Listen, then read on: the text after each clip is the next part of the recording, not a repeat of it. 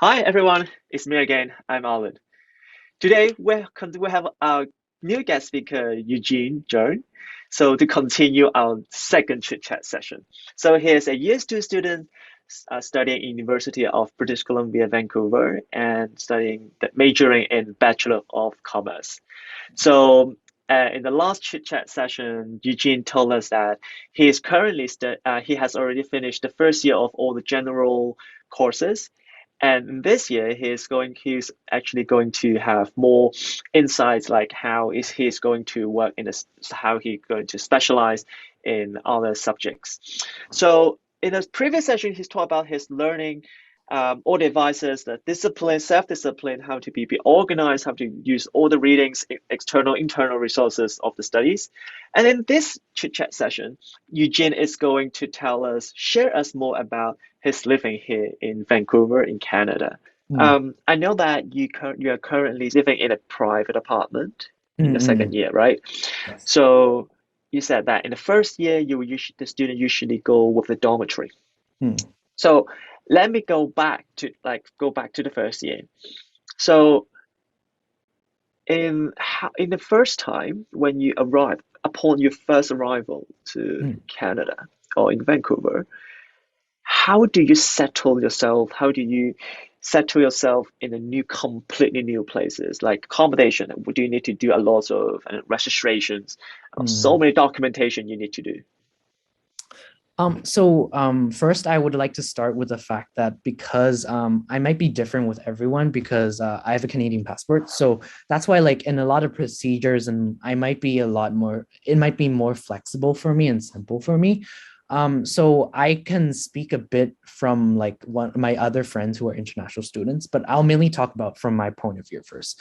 So when I first got here, because it was COVID, we were required to quarantine. So specifically here in Vancouver, um, you are given three options. So one is if you do have an apartment in Vancouver, you can choose to isolate there for, I think, I don't really remember the procedure, but it was something like 10 days, and then you would have to symptom or whatever for 4 days. Um, Right. and then the other options are if you're a first arrival, like if you first arrive and you don't have a place to stay, UBC does offer a quarantine place within UBC campus. That is referred to Oh. Walter Gage residence. So basically, they cover the meals. They cover.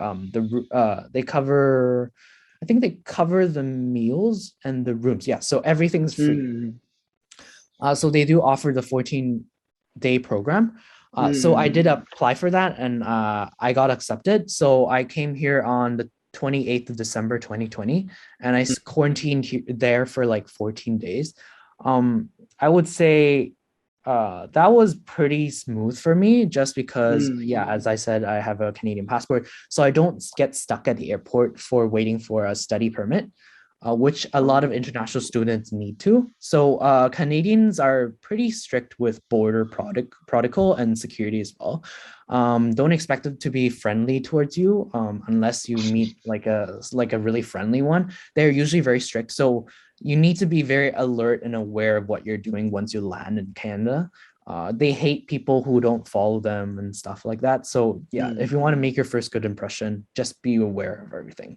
Yeah. And then if you do have one missing document, I've heard some cases they don't allow you. They bring you back. They exile you back to your country. So like they're pretty strict, Wow. especially during COVID.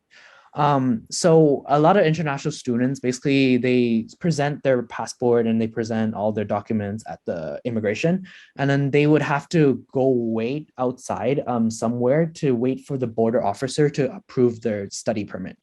And then once they get approved, they can leave and go to their quarantine accommodation. And so for me, I don't have to. So I got brought to my quarantine accommodation. So I took the taxi there, and then I went to the accommodation, and then I was settled in, and then I stayed there for 14 days. And then I was then settled in my dorm for the first time. I would say once I got here, I think one of the really complicating things is that because Canada is more like their pace and lifestyle is a lot different than Hong Kong. It's a lot slower. in terms of Mm, everything. Like people here might have early hours of work, and then like they might go off work really early, or also that like whenever you ask them to like go through your documents or like you apply for something, don't expect them to reply you as quick as the speed in Hong Kong. So that was one of the main bigger issues with me because I had a lot of problems with bank cards and credit cards and debit cards just because I was in quarantine. I don't have a local SIM card, and like I only have an international card. That was a big problem. So mm, especially when I need to order groceries, some groceries locally they don't accept international cards because whenever they need you to put in the billing address, apparently for some credit card companies, if you put in a different billing address, it doesn't go through. And they only accept local Canadian billing addresses. So that was a big problem for me back then. Um, but luckily, I got them sorted during quarantine. Yeah, so on and so forth. So make sure you do check these things while you're in quarantine. That's the time where you can sit down and actually go through it. Also, do be aware of, because right now it's COVID, a lot of in-person appointments are not available, or you have to book via online to get them. So mm, yeah, that's something to be aware of. And mm. yeah, and it also But takes a how, while for everything. Yeah. sorry, so how you say that there, in the beginning you don't have a lot of like those, a lot of stores, grocery stores doesn't allow accept the international cards. So Mhm. how do you do the purchase? You ask someone to help you, or So what I did was because luckily my mom does have an account in Canada. So she was able oh, to lend me her local credit card so I can use it. So that was the lucky case oh, for me. But for a lot of people, I guess because in a lot of times like during quarantine they give you meals and everything. Unless you really don't like them, you can order more on Uber Eats or you can tell them not to deliver it.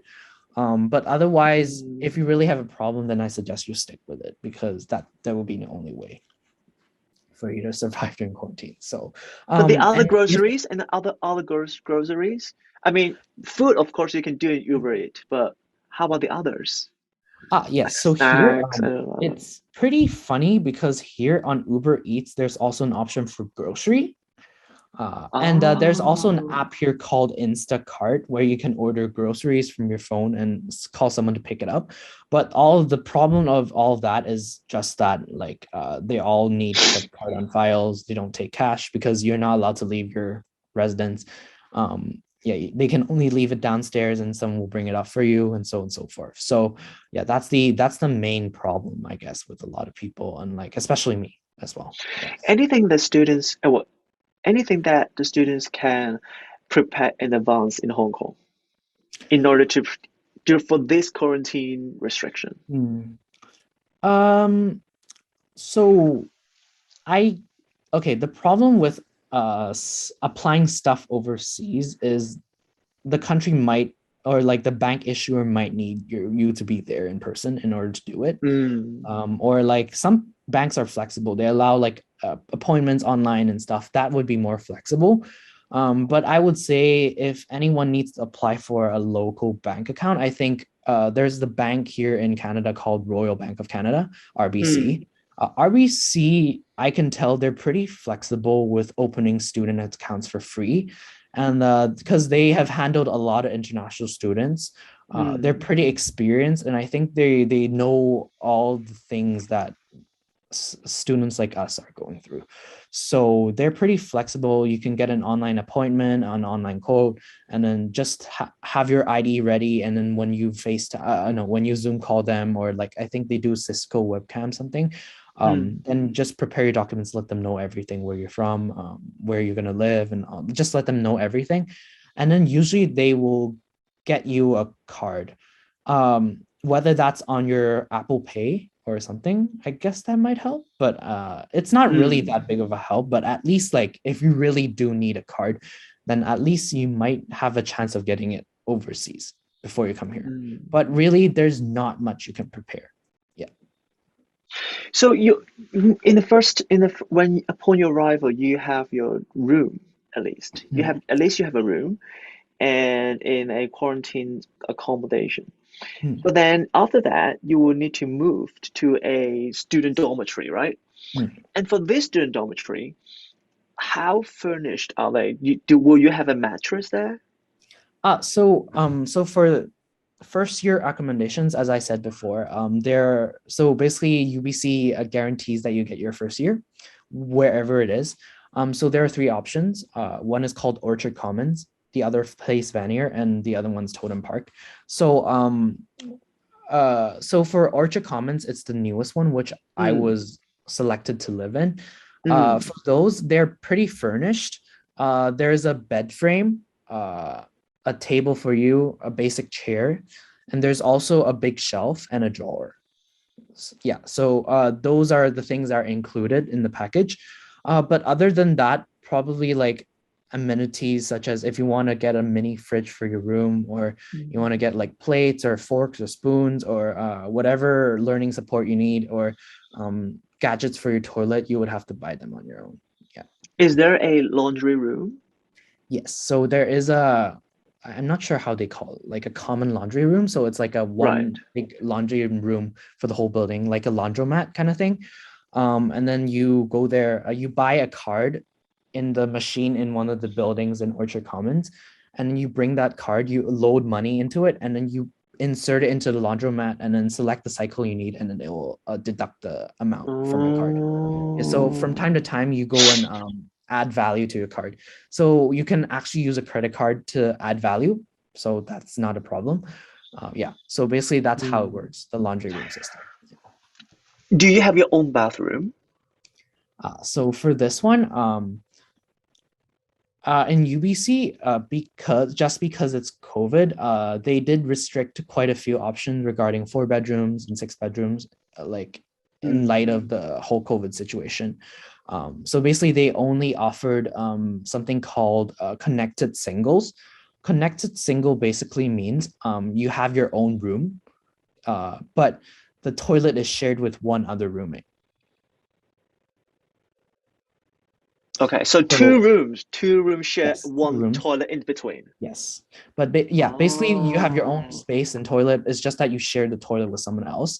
At the start I was kind of afraid because I'm a bit germophobic, but I think after I got here, like I was very aware of my personal hygiene and I cleaned the toilets regularly and stuff like Mm. that. So yeah, I got used to it, I guess. And like it Mm. wasn't that bad of an experience. In the first chit chat, you mentioned that um, your parents would like you to go study. The reason, one of the reasons your parents would like you to study abroad because Hmm, you could learn to be independent, you can yes. learn to do some financial planning. So Hmm. now, in the first year, like in the second year, as a year two student now, how did you manage your financial plan?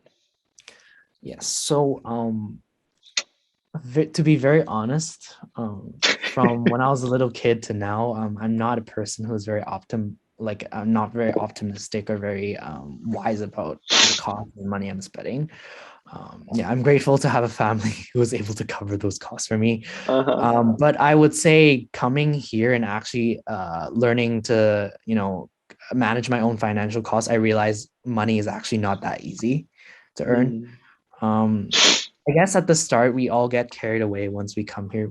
When we first come into a new country and like a new school and a new environment, we get carried away by a lot of new things around us, especially now right. that we're learning to live independently and they give you a budget and then you have to learn how to use it, right? Yeah, I did get a bit carried away at the start. I guess my advice is either for the parents, like maybe be aware of that at the start. Maybe your kids might use a lot of money at the start. Yeah, because like okay, I do know I do admire a lot of my friends because they're very cost sensitive and like Mm, even though they've just got here, they're very aware of everything they're spending and they tend mm, to not spend if it's not necessary. So I do appreciate mm, that. And that's something I really want to learn that I need to also have. mm, But coming here, I think my parents did see that I'm learning to manage my own costs. Like some things mm, like we don't need to buy the best things. Like as long as it's Mm, affordable and comfortable and like usable, then it's all good. mm, Yeah, we don't need to. And yeah, so yeah, I think for my financial plan, I do write down credit card records, like what I've mm, spent, how much I've spent. I write it all down and then send it to my parents by the end of each month. Though recently I got a bit busier with work, so I don't have the opportunity to do that. And I did tell them, and then they said it's okay, you don't have to then. Yeah. But mm.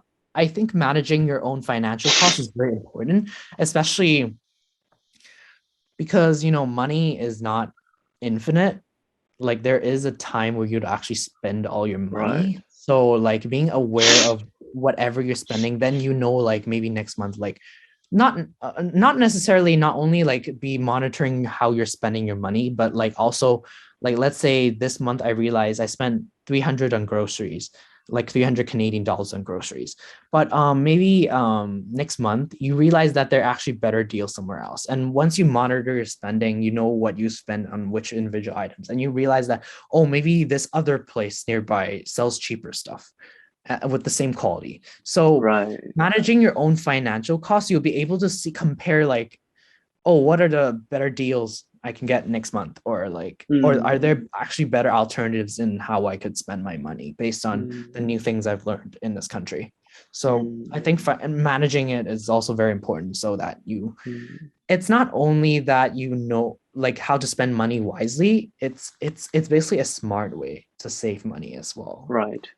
Yeah. Yeah, how to spend smart, how to save smart as well. I think it's really important to be a Mhm. student who study abroad because, well, no matter you're good or not good at Mm. save like doing a financial plan. I mean, it is still really good to have this habit Mm. because now studying abroad, you want to be independent. You want to have Mm. your own life. So, and Yes. this kind of living style will be foreseen will be foreseen happening as well after your study. Mm. So it's good to prepare in advance as well. So thank you Exactly. so much. Thank you so much, Eugene. Thank And I you. believe I believe all the students, all the audience will have a lot of good tips from your side. And I wish you really good success in your year two and year three and year four, right? Thank you so much. Yeah. I hope I Yeah. do graduate as well. You will, no worries.